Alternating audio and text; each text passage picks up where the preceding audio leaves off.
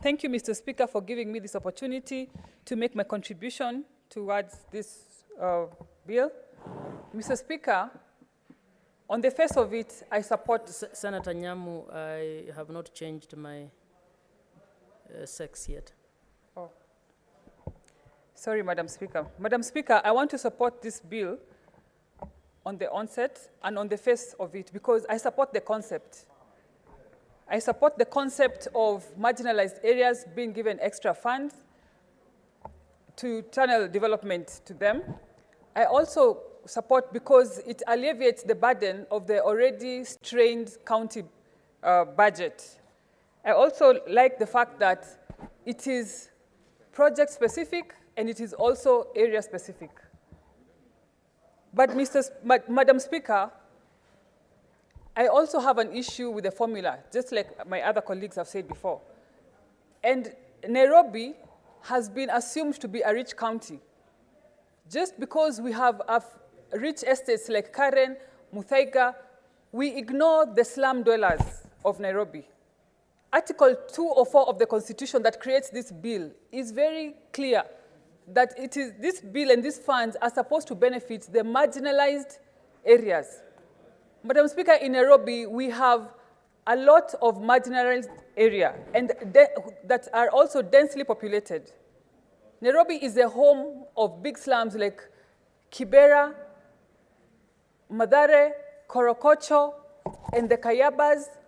And I'm sure, Madam Speaker, you've never heard of a slum called Silanga, etc. The deplorable state that these citizens, Kenyan citizens, are living in have continued to be ignored by policy makers and also legislators in this and the other houses, Madam Speaker. Madam Speaker, I happen to be privileged to have served at the board of Nairobi Water and Sewerage Company for 3 years before I became a senator. And in Nairobi Water, we had mapped Nairobi into 7 regions. We have the central region, which includes the CBD and its environs. We have the southern region.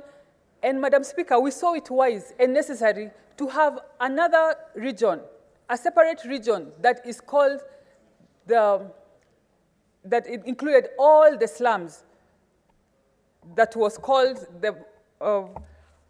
I forget the name, but the slums and all those regions were under a region, regardless of the location and the geographical area.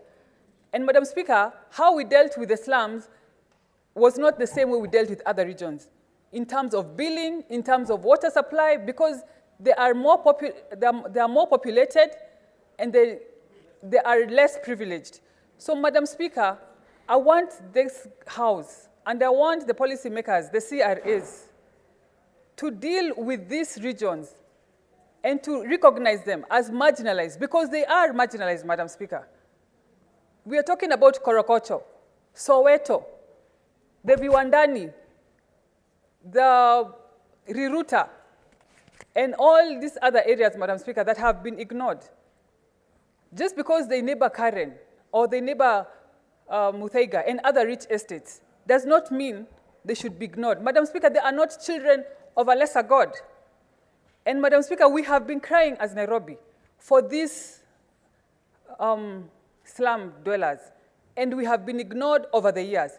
And we are going to resort even to unorthodox means. Madam Speaker, as the women of Nairobi and the women of Lainisaba and Kiboro and Muji wa Huruma, we are going to undress in this town, Madam Speaker, so that we can get the attention of the policymakers and this House and the legislators, Madam Speaker, because Nairobi is not a rich county, Madam Speaker.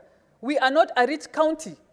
Just because we are the seat of government and we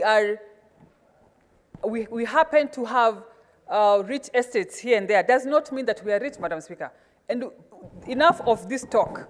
We are going to find solutions for ourselves. Just like Governor Wavinya Ndeti said that Kambas have their own ways of solving things. Nairobi, we are going to find a way of solving this means and having our slum dwellers recognized by the highest office in this House. Thank you, Madam Speaker.